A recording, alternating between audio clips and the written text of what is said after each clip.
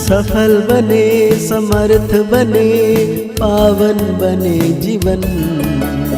मीठी मुरली सुन के पाए सुख सघन। आज का चिंतन, आज का चिंतन। ओम शांति। Good morning. ज्ञान का सागर सद्गति दाता सर्वशक्तिवान बाबा आज हम बच्चों को कह रहे हैं, बाप की गति सद्गति करने की मत व राय सबसे न्यारी है। इसीलिए गाते हैं, तेरी गतमत तुम ही जानो। वो स्वयं अपनी मत देते हैं। साथ में बाबा पूछ रहे हैं, ब्रह्मा कुमार कुमारी कहलाने के अधिकारी कौन, उनका स्वभाव कैसे होगा।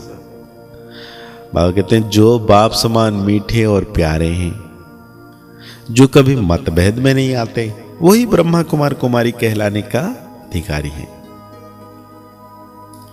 बाबा कहते हैं, बीके का स्वभाव जो है ना, बहुत बहुत मीठा होना चाहिए। हम बच्चों का स्वभाव कैसा होना चाहिए, बहुत मीठा, अंदर जरा भी कड़वापन अथवा देह अभिमान ना हो। तो हमेशा क्या समझना चाहिए, मैं एक आत्म सितारा ज्योति हूं जो इस देह में निवास करता हूं। बाबा ने बहुत प्यारा सा गीत याद किए हैं, ओम नमः शिवाय। मतलब भक्ति में जो भगवान का पुकार है गीत के माध्यम से। तो बाबा कहते हैं, सब सेंटर्स के नूरे रत्नों को बेहद का बाप समझा रहे हैं। विश्व भर में कितने सेंटर्स हैं और सबको बाबा समझा रहे हैं। सेंटर्स वाले बच्चे समझेंगे और सुन सकेंगे कि बाप क्या समझाते हैं। देखो, इस दुनिया में हर एक को हर एक के लिए नफरत है। गोरों को काले के लिए नफरत है और कालों को गोरों के लिए। भागते हैं, समझते हैं ये हमारे गांव से निकल जाएं, इतनी नफरत आती है। इतने धर्म वाले हैं, सब एक दो से लड़ते झगड़ते रहते हैं। यह है ही रावण का राज्य। उनका अब अंत है। ये जो रावण राज्य है, एक दूसरे से नफरत करते हैं, सब खत्म होना है। मनुष्य तो जानते नहीं, पुकारते रहते हैं कि पतित पावन दुख हरता सुख करता, आओ और आकर लिबरेट करो। दुख तो सबको है। कहते हैं, ये संसार में दुख सबको है, ऐसे नहीं किसी को सुख है बहुत। बुद्धि भी कहती है कि इनको हेवन तो कहेंगे नहीं, स्वर्ग ही सबको याद आता है। तो जरूर अभी क्या है, नरक होगा। अभी फिर सुख शांति का नाम निशान नहीं है। 5000 वर्ष पहले सुखधाम था, बाकी सब आत्माएं शांति धाम में रहती थी। यह भी तुम अब समझते हो। ऐसे नहीं कहेंगे कि ब्रह्मा विष्णु शंकर अच्छी मत दे, नहीं। बाबा कहते हैं, ईश्वर मतलब परमपिता परमात्मा। बाबा कहते हैं, वास्तव में है निराकार भगवान की मत। तो जरूर नई दुनिया स्थापना हुई होगी।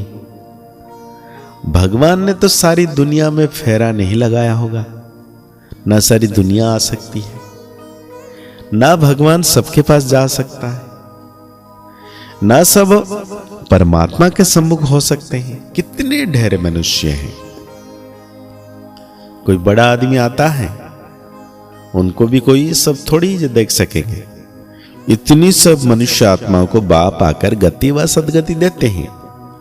शांतिधाम और सुखधाम ये दोनों अलग अलग हैं।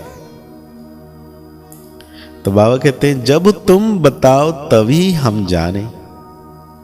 जब परमात्मा ये सब ज्ञान देंगे तभी तो हम जान सकते हैं। इसलिए कहते हैं, प्रभु तुम्हारी गतमत तुम ही जानो। हम सब आपस में भाई भाई हैं। सर्व का सदगति दाता और सर्व का बाप वो है। यह समझ की बात है, परंतु आसुरी मत ना जो सुनाया वो मान लिया। हाँ, दुनिया वालों ने जो भी मत सुनाया हम सब मान के वही चलते रहे। लेकिन अभी परमात्मा हम सब बच्चों को श्रेष्ठ मत दे रहे हैं कि किस प्रकार से हम अपना जीवन को देवतुल्य बना सकें। इसलिए बाबा कहते हैं, त्रिकालदर्शी बाप हैं, उन द्वारा यह राज्य पाया है। बाप किन्हों को आकर त्रिकालदर्शी बनाते हैं? जरूर बच्चों को ही बनाएंगे, सगे बच्चे को, सगे बच्चे कौन है? जो श्रीमत पर चलते हैं। बाप सिखाएंगे फिर उन द्वारा और सीखेंगे, क्योंकि भगवान तो एक एक को पास जाके नहीं समझा सकते हैं। इसीलिए बाबा कहते हैं बाप जो सिखाएंगे उन बच्चों से दूसरे बच्चे सीखेंगे। विष्णु व शंकर के बच्चों नहीं कहेंगे, उनको बच्चे नहीं कहा जाता है, क्योंकि वो उन पद को उन्होंने प्राप्त किया है। उनके माना वो विष्णु व शंकर के बच्चे हम नहीं कह सकते हैं, क्योंकि उनको तो एक पद मिला हुआ है, क्योंकि वो परमपिता परमात्मा नहीं हो सकते हैं। अनेक धर्म मनुष्य के हैं तो एक धर्म भी मनुष्य का था। मनुष्य की बात है, जानवर की तो बात हो ना सके। बाबा ने समझाया है, पहला प्रश्न पूछो कि पतित पावन कौन? परमपिता परमात्मा या भक्ति में जो मानते हैं हम ज्यादा गंगा जल है वो है, या परमपिता परमात्मा है? बाबा कहते हैं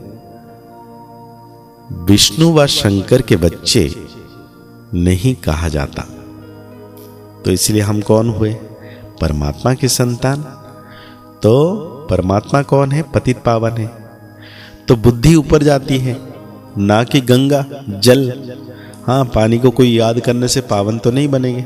अगर पानी को याद करते पावन बनते या उसमें डुबकी लगा के पावन बनते तो अभी तक दुनिया इतना पतित क्यों है? ये समझने की बात है। ज्ञान अमृत नाम सुना है तो गंगा जल को अमृत समझते हैं, क्योंकि वास्तव में बाबा जो ज्ञान दे रहे हैं उससे हम बच्चे पावन बनते हैं। इसीलिए हम समझ लिए कि गंगा जल भक्ति में तो कुछ याद था ही नहीं। इसलिए बाबा कहते चढ़ती कला उतरती कला का भी स्लाइड है, परंतु बच्चे समझते नहीं है।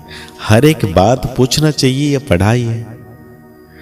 टीचर होकर बैठना चाहिए, बाकी भाषण किया, स्टेज सेक्रेटरी बना तो यह कमन है। कहते हैं सर्व का सदगति दाता पतित पावन एक बाप है। उनको पूछ सकते हैं कि एक परमपिता परमात्मा बाप है सर्व की सदगति दाता या सर्वव्यापी है? अगर सर्वव्यापी है तो फिर बाप कैसे ठहरा? बताओ, पतित पावन ज्ञान का सागर गीता का भगवान है या श्री कृष्ण? भगवान किसको कहेंगे? जरूर निराकार को कहेंगे। इस हिसाब से गीता खंडन हो गई। गीता माई बाप खंडन तो सब शास्त्र खंडन हो गए, क्योंकि गीता सार है, गीता के ऊपर सारे धर्मशास्त्र खड़े हैं। गीता अगर खंडन हो गया, हाँ, तुम सिद्ध कर बताओ कि सारी दुनिया झूठी है, सब पत्थर बुद्धि है। पारस बुद्धि होते ही है सतयुग में, और पत्थर बुद्धि होते हैं तब तो बाबा आकर पारस बुद्धि बनाते हैं, और जो पारस बुद्धि थे वही आकर पत्थर बुद्धि बने हैं। बाबा पूरा चक्र समझा रहे हैं। जबकि सृष्टि का भी अंत है, बीच के टाइम में कह नहीं सकते कि तुच्छ बुद्धि व तम प्रधान, पिछाड़ी में सब तम प्रधान बनते हैं। ये कलयुग के अंत में संपूर्ण तम प्रधान बनते हैं। बाद में क्रिश्चियन धर्म आया तो ऐसे नहीं कहेंगे कि तमोगुणी थे, नहीं, उनको भी स्वतो रजो तमो में पास करना है। इस समय सारा झाड़ जड़जड़ीभूत है, इनका विनाश होना है। इस पर अच्छी रीति भाषण करना है, ऐसे नहीं जो आया सो बोल दिया। बड़े अक्षरों में यह पहले लगा दो। कहते हैं बड़े अक्षर में पहले ये पहली लगा दो, जो सब पढ़ें कि गीता का भगवान पुनर्जन्म रहित ज्ञान सागर परमपिता परमात्मा या श्री कृष्ण है।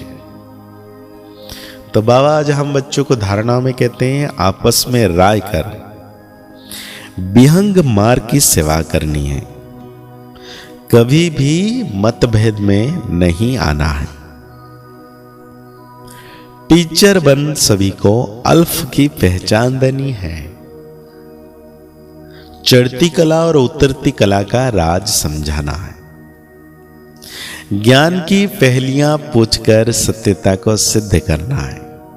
जैसे आज बाबा ने मुरली में कई सारी बात कहा कि क्या पूछना चाहिए, तो उस प्रकार से पहेलियां पूछकर फिर सत्यता को सिद्ध करना है कि परमात्मा स्वयं भगवान अभी संगम युग पर आकर हमें ज्ञान दे रहे हैं।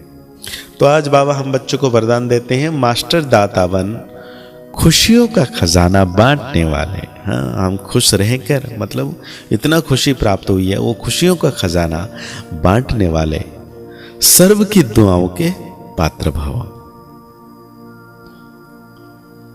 वर्तमान समय बाबा कहते हैं सभी को अविनाशी खुशी की आवश्यकता है, क्योंकि खुशी तो कुछ से पल के लिए मिल जाता है, लेकिन फिर दुखी हो जाते हैं। बाबा कहते हैं निरंतर खुशी मिलती रहे। सब खुशी के भिखारी हैं। आप दाता के बच्चे हो, दाता के बच्चों का काम है देना। जो भी संबंध संपर्क में आए उसे खुशी देते जाओ, कोई खाली ना जाए, इतना भरपूर रहो।